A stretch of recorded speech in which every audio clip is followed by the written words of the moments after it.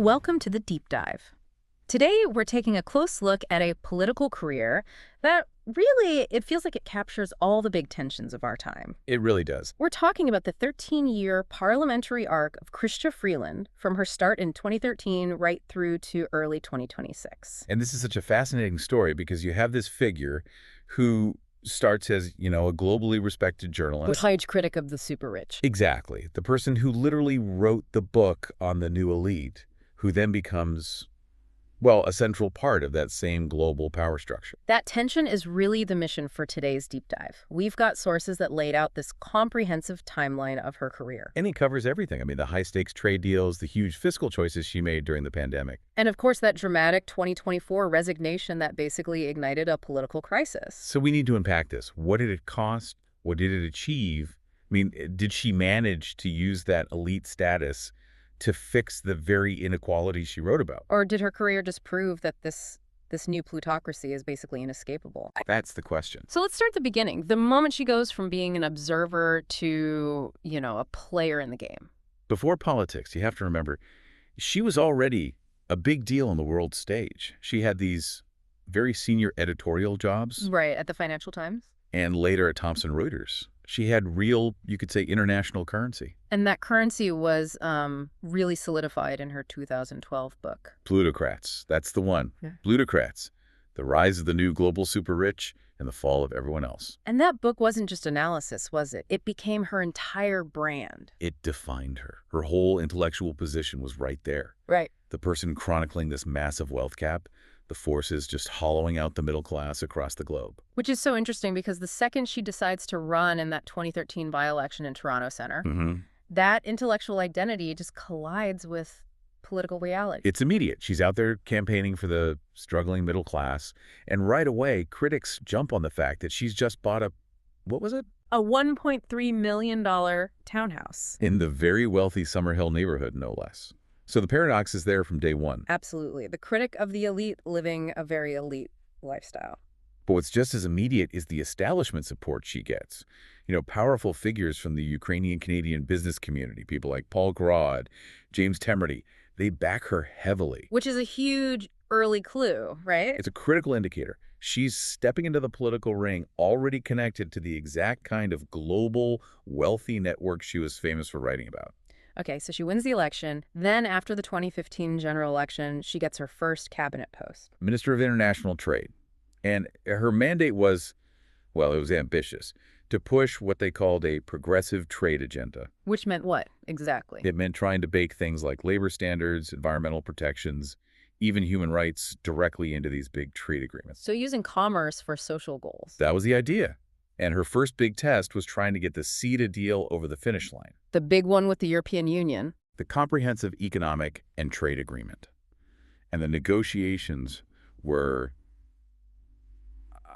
incredibly difficult. I think most people remember that one dramatic moment, Yes. right, in 2016. Oh, the showdown with Wallonia. Yes, where this one regional parliament in Belgium just threatens to torpedo the entire agreement for everyone. And that led to her very public, very emotional walkout from the negotiations in Brussels. Some people said it was just political theater, a calculated move. Maybe. But you know what? It worked. Yeah. CETA was signed shortly after. And the result was huge. It removed 98% of tariffs between Canada and the EU. She proved she could deliver these massive international deals. And that success, that reputation, made her the obvious choice when the next big crisis hit. The Trump administration. Exactly. So in 2017, she's promoted to Minister of Foreign Affairs, and her number one job becomes saving Canada's economy by renegotiating NAFTA. What ended up becoming CRSMA. Right. And our sources point to her strategy here as being pretty unique. They call it a total government approach. So not just her in a room with negotiators. No, she coordinated everyone. Premiers, mayors, union leaders, business groups. She built this sort of domestic wall of unity to stand against the Americans. Did it work? It was a diplomatic win. They managed to preserve the most essential parts, especially Chapter 19. The dispute resolution mechanism. For anyone listening, can you just quickly break down why that was so important? Sure. Chapter 19 is vital because it lets Canada challenge what it sees as unfair American tariffs or trade rules using these neutral third-party panels. It's an insurance policy against political whims from Washington. Okay, so that sounds like a clear victory. But there's always a cost in these things. What did Canada have to give up? Well, the trade-off was pretty painful for some. Canada's dairy industry, which is highly protected, had to give up a lot more market access to American producers. So you trade economic pain in one sector for broader strategic security. That's the reality of diplomacy. But her performance was widely praised. She was named Diplomat of the Year in 2018 for it. And it's around this time she starts talking about her bigger worldview, what people started calling the Freeland doctrine. Right. And this doctrine was all about defending the rules-based international order and this idea of friendshoring. Friendshoring. Basically deepening your economic and security ties only with other liberal democracies. You trade with your friends. It's a very clear us versus them framework. It is, and it's deeply tied to her personal history. Her strong pro-Ukraine stance, her family's background. I mean, she was even surveilled by the KGB as a student. Her code name was Frida. Wow, so that history really informs the whole doctrine. It absolutely does. But it also drew a lot of criticism. For being too simplistic. Exactly. That it boiled down complex global dynamics into this binary struggle. The liberal democracies against the muscular dictatorship. And the problem with that is? The problem is that foreign policy often needs nuance. You have to engage with countries that aren't democracies. Critics said her doctrine could limit Canada's flexibility with major players like China or certain states in the Middle East.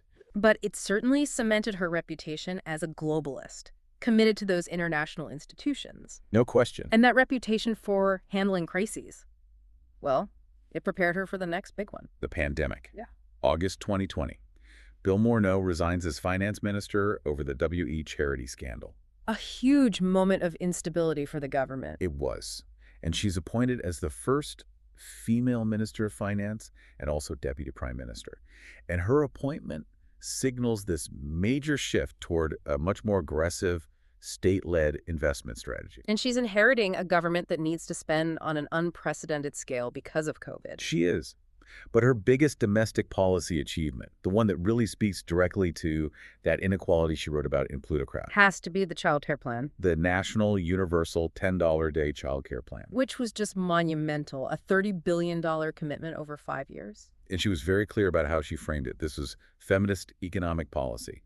The goal was to fundamentally change the economy by boosting women's participation in the workforce. So that's her big structural answer to the plutocracy at home. It is. It's this massive, tangible policy aimed at countering those forces of wealth concentration. But if you look at the government's books, The fiscal picture gets very messy. very messy.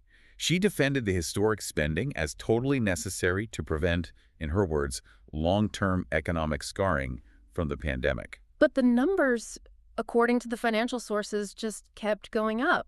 The deficit target was what, around $40 billion? The target was $40.1 billion. By 2024, the actual federal deficit had ballooned to $61.9 billion. That's a huge overshoot. It is.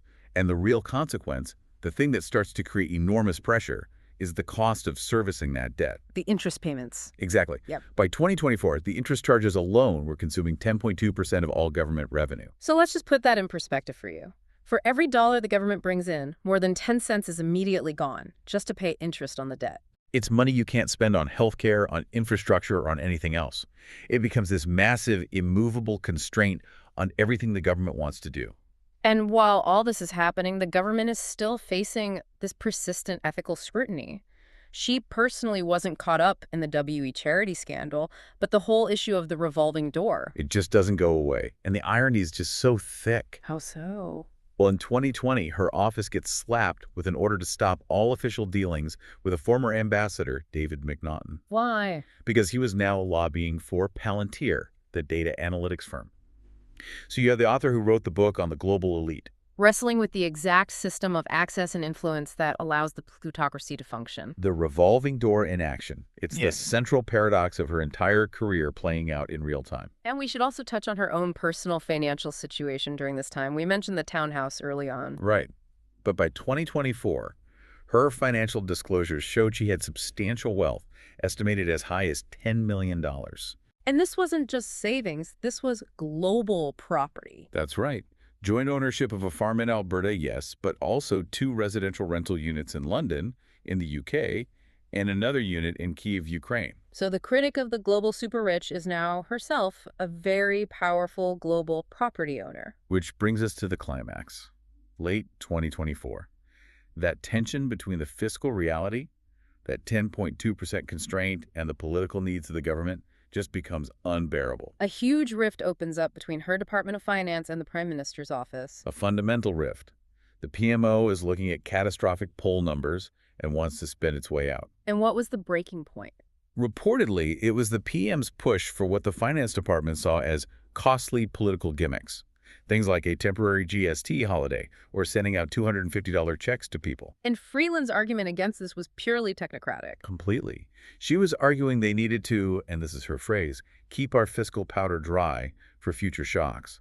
Specifically, she was worried about another trade war if the political situation in the U.S. changed. So she chose long-term fiscal restraint over short-term political populism. A decision that turned out to be fatal for her career in that role. So what happened? On December 13th, 2024, she was told she was being replaced by Mark Carney. She was offered a different cabinet post, refused, and resigned from government entirely on December 16th. Just hours before she was supposed to deliver the fall economic statement. It was incredibly dramatic. And her resignation letter was not quiet. The sources call it scathing. She wrote that she no longer credibly enjoyed the Prime Minister's confidence. This wasn't a simple cabinet shuffle. This was a political earthquake. An earthquake with immediate aftershocks. It sent the caucus into a spiral and directly led to the Prime Minister announcing his own plan to resign a month later. Which triggered a leadership race, which she entered. She did, against Mark Carney. And it's really worth noting here, her campaign was hit by foreign interference. The site task force found a coordinated and malicious campaign against her on WeChat. But even with that, she lost badly. By a massive margin, yes. She received 85.8% fewer points than Carney. She did serve briefly in his cabinet after that. A short stint as Minister of Transport and Internal Trade, where she focused on the One Canadian Economy Act to remove trade barriers between provinces, a fitting final domestic project for her. But that role was very brief. By September 2025, she's out of cabinet entirely. Resigns to focus on Ukraine reconstruction. And this leads to her final controversy as an MP. In January 2026, President Zelensky appoints her as an unpaid economic advisor. And the opposition immediately cries foul, conflict of interest. They do. Advising a foreign government, even unpaid while you're a sitting MP, it's a problem. Her response was swift. She resigned from Parliament.